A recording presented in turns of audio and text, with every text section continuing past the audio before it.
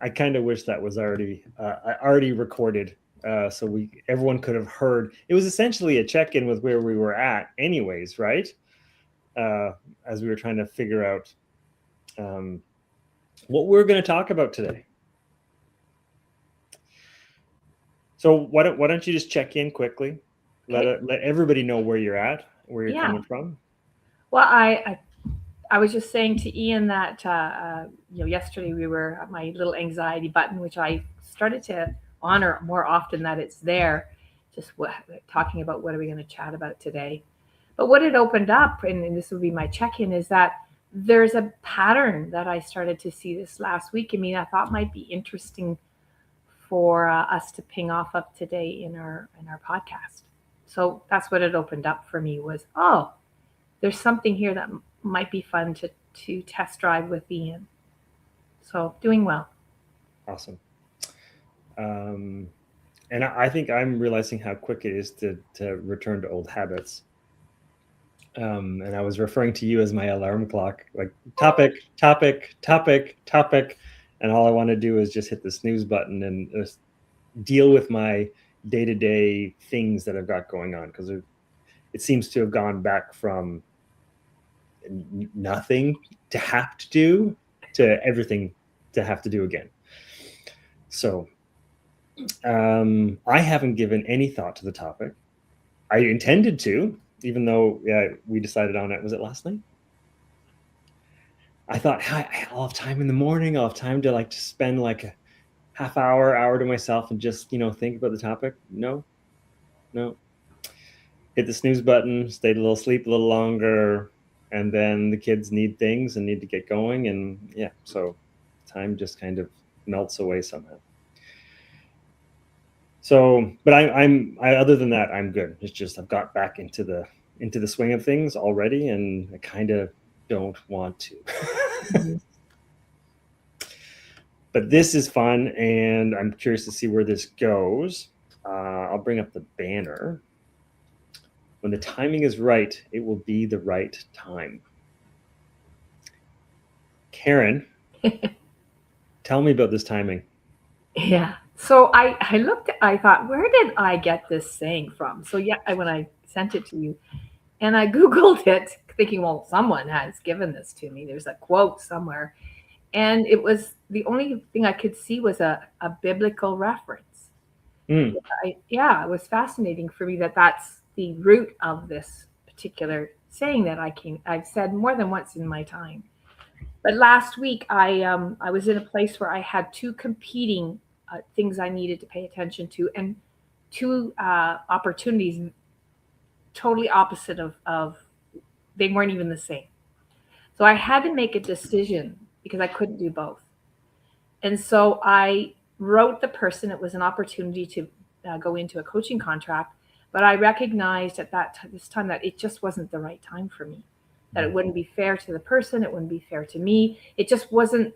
My gut was saying this isn't what you need to do and focus on right now. So I wrote the email, explained my situation, and finished with that sentence. And it felt really complete. It felt like, okay, I think I understand this at a deeper level. That there is always a sense of timing. We have a clock that tells us the time, but there's this rhythm and timing in your life of what is it that I. It's interesting that you talked about there's so much going on in your life. Choosing that, okay, I need to discern. What can I let go of? What is the right time? That was so that kind of what started me thinking about, I'm noticing this. This was a practice I had in the past. I kind of let that one go. And I feel like this is a good time for me to bring this one back on the table. I have a second part to that, Ian, but I want to Sure. check in with you. And when I say that, what's resonating or not with you? Well, it's reminded me of the few things I wanted to ponder. So they're not fleshed out yet. They're half-baked thoughts. But a couple of things that it raises in me is like you can't rush someone. Mm. And oftentimes when we're in our coaching work, or we're teaching people how to coach in their worlds, in their conversations, there's a want wanting, a desire to have that person that you're coaching get the place they want to go. So you want to help them get there. So there's like a leading and a pressing and a pushing and a drive for action often, especially when we're new at this. But you can't make it the right time for that person. So just for me, it's a reminder of having to back off, that it's not for me to do. It's not my journey, it's theirs. And to sit back and allow that person to explore what they need to explore, figure out what's getting in their way, and let them decide when the timing is right for them to do the thing. So that's the first thing that it kind of wakes up in me as you're talking about this. And that was something that I was thinking about and hooking it into when we're in conversations with someone who is, really wanting to make something happen. And we may bring a coaching lens into the conversation, is that even if they feel it's the right time, it might not happen because it might not be the right time. And that sounds like I said the same thing twice. I heard the difference. I can't explain it, but I heard it. Yeah. So that's the recognizing, and you said this, we say this a lot, that it's their journey. So it may be absolutely the right thing for them right in that moment. But when we leave the conversation and life presents itself to us, which is what happened last week, I had this original offer ahead of the second one that came. So, I had to discern a right decision for myself because of the scenarios. So yeah, recognizing that things change. We're in a fluid moment. Things are always moving, which is the second thing I wanted to bring into this. 13 years ago, Ian, I went back to in what? time. What? Yes, 13 years ago. I went to Cape Cod with my best friend, Sylvie Lapointe, and we spent a week with a woman named Margaret Wheatley. And the program we went into was being comfortable with uncertainty. And, there were lots of things that we got to deepen our understanding around and practice. But the one thing that she put up on the board that really has stayed with me, and I think you and I have embodied this as well as partners, is the idea of following the energy of yes. Are you reading my notes as you're talking? Okay, oh, really? Yeah, keep going. So cool. Well, I'm not surprised, honestly, given the work we do, given the risk of uncertainty we live in when we're developing and designing and trying to, make an impact in the world.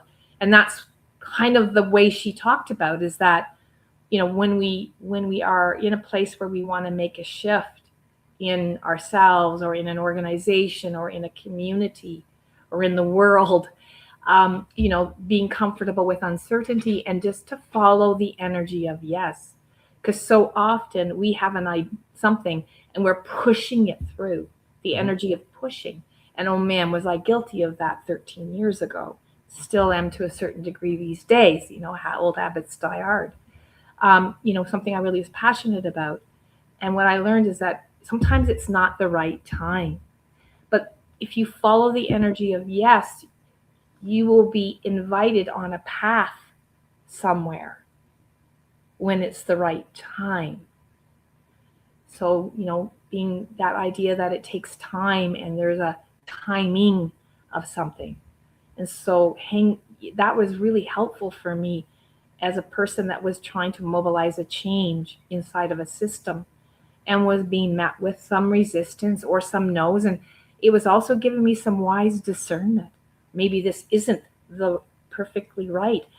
Maybe I need to let go and kind of follow the energy of yes and stay curious. So it taught me a whole bunch of different skills. So I'm reminded that saying, and isn't it interesting? We talk about metaphors, and I've told you that words resonate more with me from a metaphorical. Yeah. So following the energy of yes is something that I've been able to remember, and it has some impact on how I perceive or hold space or look at change. Yes. You stopped on a spot that has me flummoxed a little bit, but okay. we're on the same track. I think we're living a journey like that now. I think with the work that we had started to do, where those who are watching this are pretty familiar with it now. I think where we wanted to deliver bite-sized learning pieces that we could deliver in a 60-minute kind of block and help deepen learning and go deeper into the practices of coaching. And I don't think we had enough information and experience to launch a program like that. So we just started doing it one at a time, learn, grow, do, learn, grow, do, learn, grow, do. And now some people are coming back to us kind of asking for this kind of work. So even though we didn't know the full trajectory of how things were going to work, we had some things to learn and to develop and to build before we'd be really ready to deliver a program like this. And it's about following that energy, because you don't know the steps that are taking place in the background. We don't have a window into everybody's world. We only have our view of it. So we prepare and develop what we want to do. And when the timing is right, that opportunity will present itself. And we've planted other seeds. I know we've done it. People have come and said, hey, can we do something? I'm like, yeah, cool. Here, this is what we'd like to do. Here's what we think would help you. And then you give it away. You hope it comes back, but you don't know when the right time will be for everybody. What came up for me is, and it's not in your control. So Yeah. often, right? So the energy of yes takes the trust that you just follow energy versus pushing energy. Mm-hmm. And it's trusting it'll steer you in the direction that the energy wants you to go. It's kind of a weird metaphor of saying it, but energy is energy, what we're talking about. When we create space, we're bringing energy into a room, people's energy, our energy. So the following of energy, like you can talk about of yes, is just noticing it, being less about and I mean, hey, I've pushed my agenda many times, still do, and I see, I did it again, and it didn't go so well. I think that's natural. I think that's natural though, because we want we're wanting that thing. Yeah. There's a desire and a belief and a hope that this is the thing that we want to do and want to try, and we want to make it happen. So we push a little bit. And I don't think there's anything wrong with trying that avenue, but when you realize that the energy's not sustaining it and keeping it going or making it move fairly easily through, I think that's your invitation to back off and let it develop a bit more. Sorry for cutting you off. No, that's fine. Or just trying something different. Like it can open up possibilities if you're aware that this energy isn't flowing in an energy of yes. So pausing and kind of taking in, which is, we talk about in coaching the importance of pause, so that we can register what's going on in me, what's going on out here, and to be able to calibrate that. And I remember, and so I what I talk about, when the timing is right, it'll be the right time. When I've said no to something that I really wanted, I've seen it over and over again, is I didn't know at the time that was the reason why I knew I needed to say no, the situation. It's later when I look back, I can say, oh, now I know why it was important that I said no. Or on the other extreme, oh, that was really important that I said yes. So right timing is happening all the time in our lives. And when I say, I think more importantly, when we have to make choices and maybe say no to something that we wanted to do, it's another way of saying that just, no, it's not the right time. And if it's meant to come back to me, it will. It will show up again in some way, shape, or form. So that takes a leap of faith to just trust that, yeah, it's not meant to be right now. I know that. And if it's meant to be, it will come back to me. And Ian, I've seen that happen over and over and over again in my time. I know this has happened in my life, and if I had thought about this a little bit earlier, I'm sure I'd have a few different examples. Do you have one that you can share that you're comfortable sharing? Oh. I'm comfortable sharing. I want to pick one that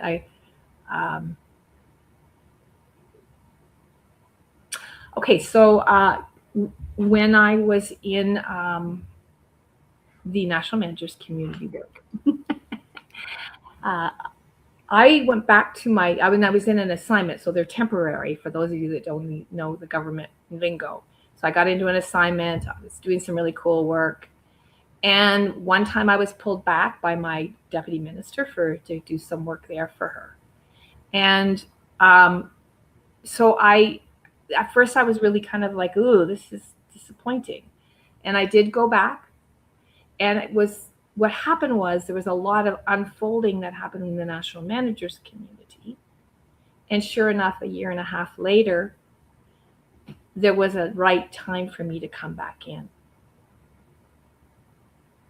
So it often happens when, and I wasn't even sure if I wanted to go back. But when that opportunity came back to me, all of the conditions that were set up, and it was designed because they needed a certain thing, was totally to align to what I wanted to do. Mm-hmm. So I don't know if that's a good example, Ian, but it was not in there would be another interesting thing. It's off. I said it's not in your control, but it cycled back. Even though I grieved the loss of that opportunity in the NMC and came back to my organization, it came back around. Mm-hmm. I've seen those situations over and over again in my life where the opportunity that I may have been taken away from me, or I said no to, and I really kind of think that was something I really enjoyed. It cycles back to me. What about you? Anything come up for you? Well, the way I look at often at a lot of these things is you don't have all the information when you're going through it. But when you're well beyond it, it's easier to look back and see the trajectory and how those pieces had to interlock for things to actually happen. Whether that be my failed marriage, my almost failed marriage with my actual wife, or my current wife, and then our reconciliation, and then blossoming of our relationship with our kids and everything. I can't understand how all of those things could fit together the way that they did and how they unfolded. And even though I had some of the kind of the hardest times of my life throughout that, they had to be there for me to learn the lessons I needed to do to be able to get to where I am. So there was a lot of right timing that happened in there, and I'm not privy to all of it. It's not just me and my right timing. It's Julie and her right timing. It's her parents and her parents' right timing. There was so many different interconnected things that I couldn't know. And I probably still don't know 90% of it. I'm only seeing pieces from my perspective and from her perspective and what people have shared with me.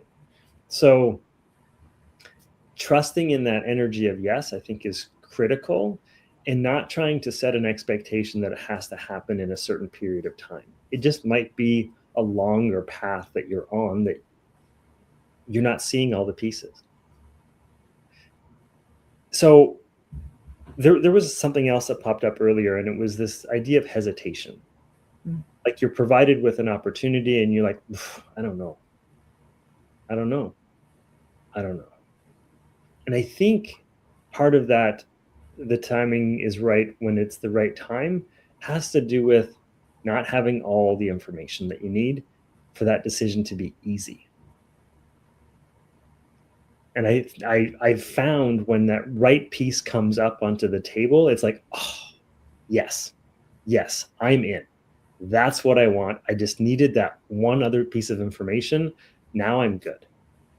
So being okay with things not going the way that you want in the moment is fine and likely possible because you don't have enough information for it to be an easy decision.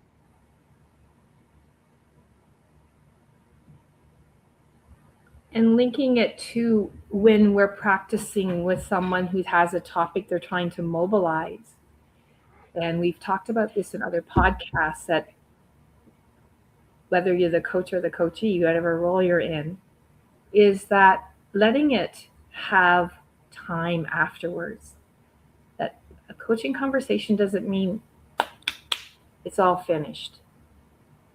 And so that processing time to allow, like you just said, that maybe it feels complete, but there's some pieces that might be missing. So when something, two things, either when we're not doing anything about it, it happens. I've been coached many times and not even done a thing after, immediately after, a month after, 6 months after. But there has been many times in the topics that I've brought forth that matter to me, that it's now all of a sudden it's there and it's the right time. Yep. And it could be just my situation in my life, my energy and how I feel. I've gotten now all the pieces of the puzzle are finally fitting together. All the right people have showed up, the right environments there. There could be multiple reasons of why right now that topic that I got coached on a year ago that I did nothing with is now percolating up, and it makes sense to mobilize it now. Mm-hmm. It's the right time. So when we talk about this in the peer coaching circles, or even for coaching somebody, going back, how did it go? Have you done anything about it? Is actually not necessarily, I would say, isn't a productive. Good step for you. Because, it takes time to embody and discern and all the pieces to come together. Because we brought a piece of our life into the topic that's important, and there are maybe 14 other things that are important too. So just that awareness that, it takes the right time is whenever it emerges. And so feeling the pressure as a coachee when you come back, I better do something about that. I mean, I got coached on it, blah, blah, blah. That can be very overwhelming versus, okay, that was really good. I got a lot in here, and I'm going to, see where this goes for myself. You don't lose. This is what's kind of cool, I find, about these kinds of conversations. They stay with you. There's something that gets in there, that sticks around. Mm-hmm. And it at some point in time, or it will start to like, oh, this is why that topic was important, and this is the scenario, and this is why right now this fits right now. I need to pay attention to this now. Right time. I have a puzzle board out here, and this might be a really weird analogy, but it's like there's the pieces that you can see and that you can touch that make sense, but then there's like invisible pieces, the parts that are what you feel or what is what needs to be processed, or even pieces that other people are putting on the board that you're like, it's part of a different puzzle. I don't even know how this one fits in yet. Maybe it's a 3D puzzle. I don't know. It's just, there's so many other components that you can't connect now, but it's not until you have enough pieces on the board that you can start to see how things start to fit together. So it can be a challenge, especially for a coach who wants to see results and wants, I want that reference, I did a good job, I helped them out, but there's too many unknowns. So we have to be able to be okay letting go and knowing this is this person's journey. They are on their path. They're coming to you for support, and you're there to help them uncover the next piece without any expectation that they've got maybe 30 more pieces they've got to put together before it makes any sense. But it's their journey. It's not yours. 100%. And they will know when it's the right time. That's the thing. Well, I mean, that would be, it's important that this is not about, it's your right time, Ian. Go get him, Tony Robbins. I just love the how it feels when I say it to me, especially when I'm choosing not to do something, or when I'm choosing to do something. Because sometimes the things I'm doing may not be something that excites me enthusiastically, gets me all wild up. I can hardly wait to get this going. But it is the right time, and it helps me understand that it's where I need to be and what I need to pay attention to for now. Mm-hmm. I don't know why this incited this, and maybe you can help me work through it quickly. When I'm coaching somebody, I'll often get inspiration to share a specific metaphor, or maybe it's a little piece of advice, or maybe it's a story from my life that I think will support them, and I'll drop it in there to see if it supports them. And there's no there's not a script for throwing that in there. It's just like a little, oh, I feel like I need to share this. Are you okay if I share this? And then I share it. And 99.9% of the time, it's of value to that person. But I can't plan to put that thing in there and give it to them, and that'll be the thing. I just know now is the time, and I'll share the thing. So do you know what that is? Well, the first thing came up for me is that you said, I don't know if it's, so it's going in. That's that interesting that I talked about. The program was called Comfortable with Uncertainty. So you're comfortable, but this makes sense. I feel it might be of value, but it's always about not being attached to it. Mm-hmm. And if it resonates with them and it's a gift to them, great. If it actually does the opposite, that doesn't really land for me, it might move them towards something that does land for them. Mm. And I said that I'll say this many times: when you're very present, and then I know you live, your gift is your deep intuition and ability to listen through that. That's a generous offer of care. It isn't done from an egocentric place. I'm a know-it-all place, or I know what you need to hear. It just comes from this deep intuitive knowing that you feel. So yeah, I have that myself when I'm fully present. My voice even changes. It's deeper. It's down in my belly where my intuition is. Well, it's a generous gift that you give people, and that's what it is. It's a gift. You'll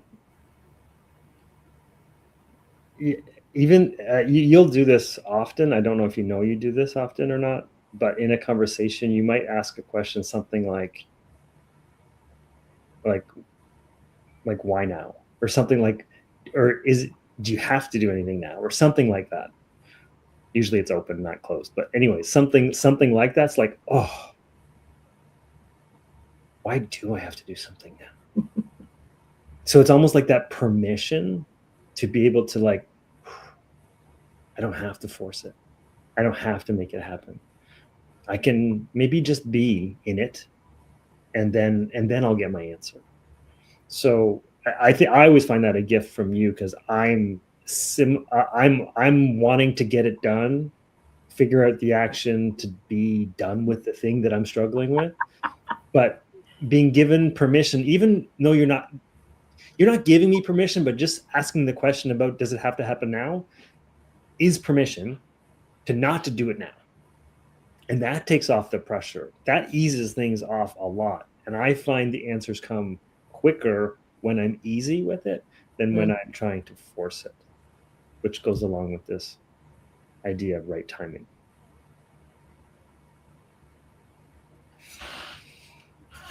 Cool topic. Yeah, it was. Thanks for letting me play with you. Always good. Always good. Do you have a last thought? No, I'm good. I feel, just reminding myself that, things come in the right time. Awesome.